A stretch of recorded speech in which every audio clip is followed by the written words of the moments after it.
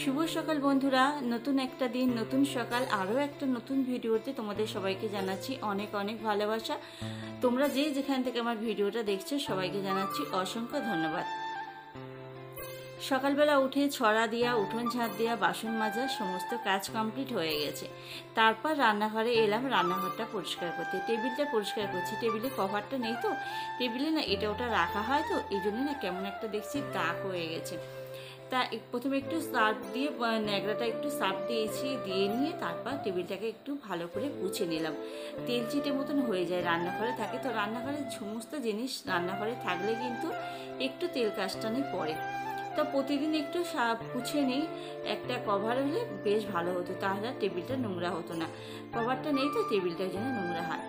সমস্ত বাসনকোসন না আজকে সব বাইরে গিয়ে মেজে এসেছি, বাইরে বলতে কলতলায়।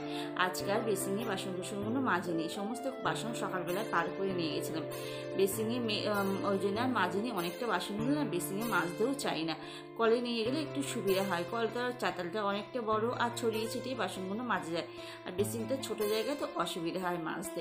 তখন থেকে সব মেজে ধুয়ে পরিষ্কার করে এনে ঘরে গামলায় উবুর করে রাখলাম, রেখে এবার সকালটা তো হয়েছে। সকালবেলা একটু চা না খেলে তো দিনটা ভালোভাবে শুরু হয় না, একটু চা না খেলে দিনটা ভালোই কাটে না। তার একটু চা, চিনি সব নিয়ে এসেছিলাম, তা একটু সব ঢেলে নিলাম। একটু দুধ নিয়ে এসেছিলাম, একটা দুধের প্যাকেট, বিস্কুটের প্যাকেট। এক একদিন সকালবেলা না মনটা চায় একটু দুধ চা খেতে, ওই জন্যই সকালবেলা একটু দুধ চা বানিয়ে নিয়েছি। মেয়ে শুয়ে রয়েছে, মেয়েকে ডাকলাম, বললাম যে উঠে পড় মানা, তুই আর আমি দুজনে মিলে খাবো।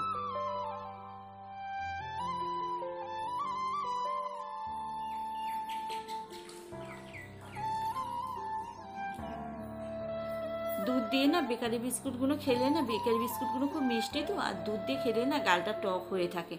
ওই জন্যে না সকালবেলা মনে করলাম যে না বেকারি বিস্কুট আর খাবো না, এবার থেকে না একটু এই প্যাটিস মতন এগুলো জানো, এগুলো হলো খাস্তা, বেশ এরকম কালো জিরে দিয়ে করা প্যাটিস এগুলো। তা এগুলো মিষ্টিও কম আছে, আর বেশ খাস্তা, খেতেও ভালো লাগে, নিমকির মতন চা দিয়ে খেতেও বেশ ভালো লাগে। তা চাটা খেয়ে নিলাম, নিয়ে কালকে যে সমস্ত ভিজে জামা কাপড়গুলো ছাদের থেকে তুলেছিলাম না, ঘরে তো মেলার জায়গা নেই, আর খাটে কিচ্ছু মেলেনি, হালকা হালকা নরম রয়েছে। ভাবলাম সকালবেলা রোদ্দুর উঠুক, তাহলে ফাঁকে সব মেলে দেবো। রোদ্দুরে শুকানো একটা, পাখার তলায় শুকানো একটা একরকম হয়, ওই জন্য সমস্ত জামা কাপড় এখন সব ফাঁকে। হালকা রোদ্দুর উঠেছে, তাও কিন্তু এখন মেঘলা ভাব রয়েছে, রোদ্দুরটা কিন্তু ভালোও উঠেনি। ভাবলাম যে যা রোদ্দুর উঠেছে জিনিসগুলো একটু আসিয়ে যাবে, তার বাইরে দিয়ে দিলাম।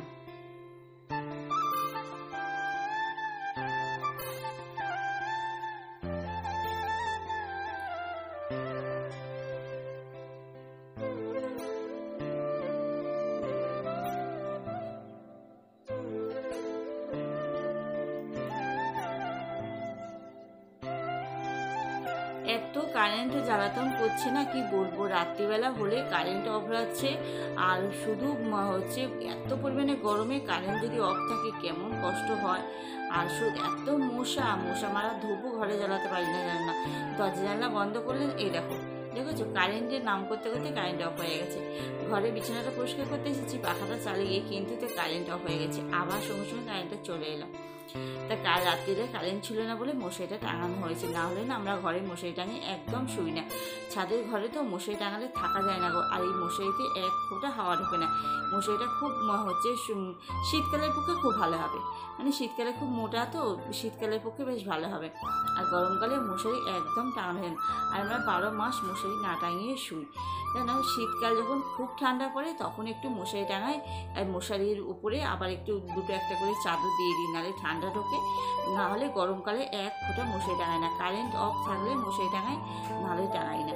কালকে এমন কারেন্ট ছিল না, রাত্রিরে ঘুম হোক না হোক এত মশা কামড়ায় না, মানে অঝক্কি লেগে যায়, ওই জন্য আবার মশারিটা টাঙালাম। টাঙিয়ে মশারিটাকে আবার ছোটো করে পাট করে ভাঁজ করে নিলাম, নিয়ে একেবারে তুলে ফেললাম, কারণ মশারি তো টাঙানো হয় না, ফালতু খাটের গায়ে রেখে দিলে, আর খাটের গায়ে না পোকা আছে, পোকায় না মশারিগুলো সব কেটে দেয়। এর আগের বেলা একটা ভালো মশারি আমার পুরো খাটের গায়ে রেখে দিয়েছিলাম, পুরো পোকায় কেটে দিয়েছিল, আর আমার খাটের স্ট্যান্ডগুলো, দুখানা স্ট্যান্ড একদম পুরো ভেঙে গেছে, পোকায় একদম পুরো খেয়ে নিয়েছে, আর 2-3 জায়গায় একটু একটু ঠেকে রয়েছে, বেশি ভারী কিছু রাখলে ভেঙে পড়বে। তা পুরো একদম খাটের ছত্রিগুলো সব নষ্ট হয়ে গেছে, খাটের ছত্রিগুলো সব পাল্টাতে হবে। ও আরও মশারি টাঙালে না আরও বেশি নোংরা হয়। আর এদিকে দেখো সমস্ত ঘরের কাজ করে নিয়ে ফার্নিচারগুলো সমস্ত পুছে নিলাম, নিয়ে ঘর বারান্দাগুলো ঝাঁট দিয়ে দিচ্ছি। সংসারটা এমনই জিনিস না, মানে কাজ কিন্তু ফুরোবে না। সংসারে তুমি সারাদিন যতই খাটো না কেন, কাজ শেষ হবেই না। একটার পর কাজ লেগেই রয়েছে। তুমি যদি কাজ চোখে রেখে কাজ করো, সারাদিনে তুমি একটু রেস্ট নেওয়ার সময় পাবে না, এত কাজ সংসারের মধ্যে। সংসার ছোট হোক বড় হোক, দুজনের সংসার হোক আর চারজনের সংসার হোক, কাজ কিন্তু কম নেই। যে দুজনের সংসার বলে কাজ কম, চারজনের সংসারে কাজ বেশি, সেটা হয় না। কাজের কিন্তু একটু কমতি নেই। আর একই কাজ আমাদের প্রতিদিনই করতে হয় ঘুরিয়ে ফিরিয়ে। আর এখানে দেখো কতটা চুনো মাছ নিয়েছে, চুনো মাছ বাছতে তো কতটা সময় লাগে। চুনো মাছগুলো কলতলায় বসে বেছে আবার ঘরে এসে ভালো জলে ধুয়ে নিলাম। একটু ভালো জলে না ধুলে ভালো লাগে না। আর একটু যে এমনি ঝাঁসি থালায় চুনো মাছ একদম বাছা যায় না, সানের ওপরে ফেলে একটু ভালো করে না ডললে পরিষ্কার হয় না।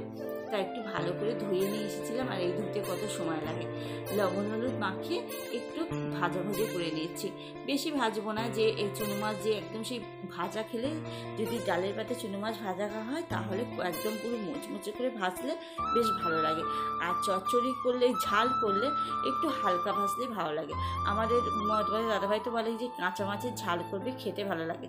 আমরা আবার কাঁচা মাছের ঝাল খেতে পারি না গো, কেমন একটা আঁশটানি গন্ধ লাগে আর ভালো লাগে না।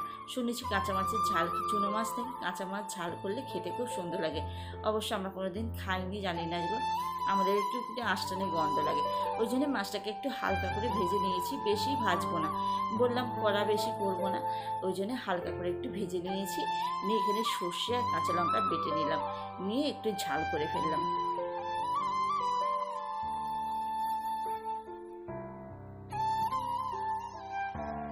দেখো আমার এদিকে ঝালটা পুরো হয়ে গেছে একদম।